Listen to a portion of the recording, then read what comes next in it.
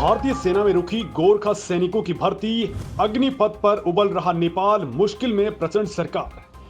दोस्तों, चीन की गोद में खेलने वाले नेपाल से भारत की सेना के लिए बड़ी खबर है। खबर यह है कि नेपाल ने गोरखा सैनिकों की भर्ती को हमेशा के लिए सस्पेंड कर दिया है। मतलब दोस्तों, भारत में जब से अग्निपथ योजना शुरू हुई है तब से ही नेपाली गोरखाओं की भर्ती रुक गई है। नेपाली सरकार और गोरखा सैनिक दोनों ही इस अग्निपथ योजना से बिल्कुल भी सहमत नहीं हैं और वो भारतीय सेना में भर्ती की पुरानी परंपरा को ही बहाल करने की डिमांड कर रहे हैं।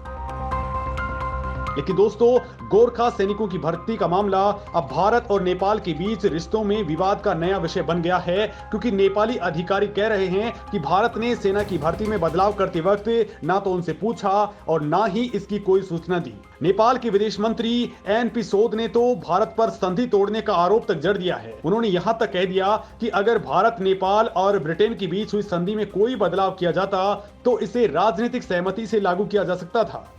लिहाजा नेपाल ने गोरखा सैनिकों की भर्ती को रोक दिया है।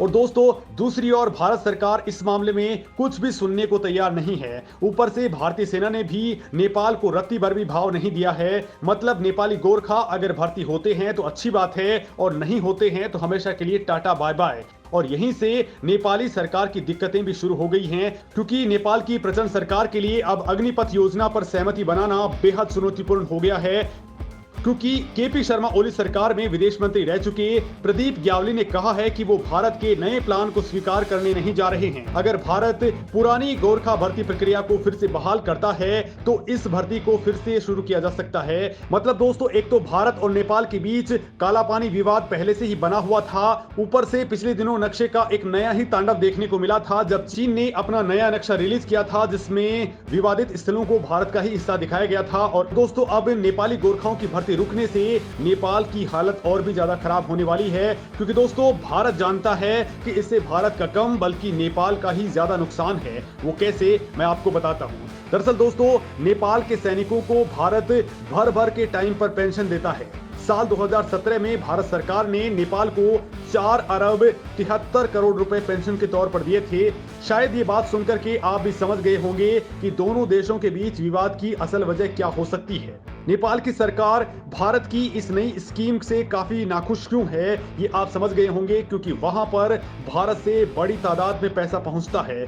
भारत में अभी 30,000 के करीब नेपाल के सैनिक इंडियन आर्मी में अपनी सर्विस दे रहे हैं और 1,40,000 गोरखा सैनिक पेंशन के ऊपर हैं जो भारत की सेना में अपनी सर्विस दे चुके हैं। और दोस्तों, ये तो आप भी जानते हैं कि नेपाल की इकोनॉमी की हालत बहुत ज्यादा खराब चल रही है। अब आने वाले वक्त में इन सैनिकों की भारत से पेंशन आना बंद हो जाएगी तो नेपाल की आर्थिक स्थिति और भी ज्यादा बदतर हो सकती है।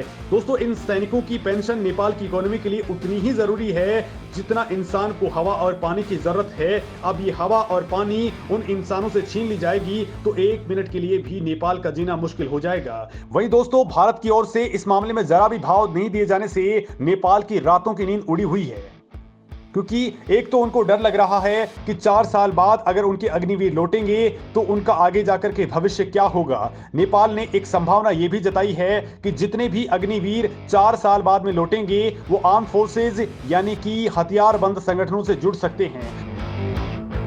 नेपाल चाहता है कि इस स्कीम में नेपाल से आ रहे गोरखा सैनिकों के लिए ये लागू नहीं होना चाहिए। नेपाल ये कह रहा है कि उसे इस बात का खतरा है कि अगर भारतीय सेना में 4 साल तक सेवा देने के बाद गोरखा सैनिकों को हटा दिया जाता है तो उन्हें नेपाल के अंदर किसी उग्रवादी संगठन या विदेशी प्राइवेट सेना में भर्ती किया जा सकता है। नेपाल खुद लंबे वक्त तक माओवादी हिंसा से प्रभावित रहा है।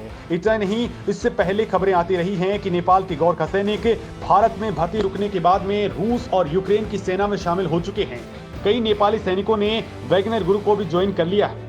दोस्तों, गोरखा सैनिक अपनी दिलेरी के लिए पूरी दुनिया में मशहूर रहे हैं। इन सैनिकों को सबसे पहले ब्रिटिश भारत में साल 1815 के अंदर सेना में शामिल किया गया था। नेपाल में हर साल भारतीय सेना 1400 युवाओं को भर्ती किया करती थी, लेकिन वर्तमान समय में ये बंद हो चुकी है। और बड़ी बात यह है कि नेपाली एक्सपर्ट्स का कहना है कि भारत ने अगर अग्निपथ योजना को वापस नहीं लिया तो इससे भारत और नेपाल के बीच रिश्तों में भी तनाव बढ़ सकता है। हालांकि मोदी सरकार ने इन सवालों का कोई भी जवाब नहीं दिया है। अगर भारत नेपाल के गोरखाओं के लिए एक अलग प्रोविजन बनाता है तो इस पर भारत के युवा शायद ही संतुष्ट हों। क्योंकि किसी भी तरह का प्रोविजन अगर गोरखाओं के लिए बनाया जाता है तो भारत के युवा इससे भड़क सकते हैं और भारत ये कभी नहीं चाहेगा।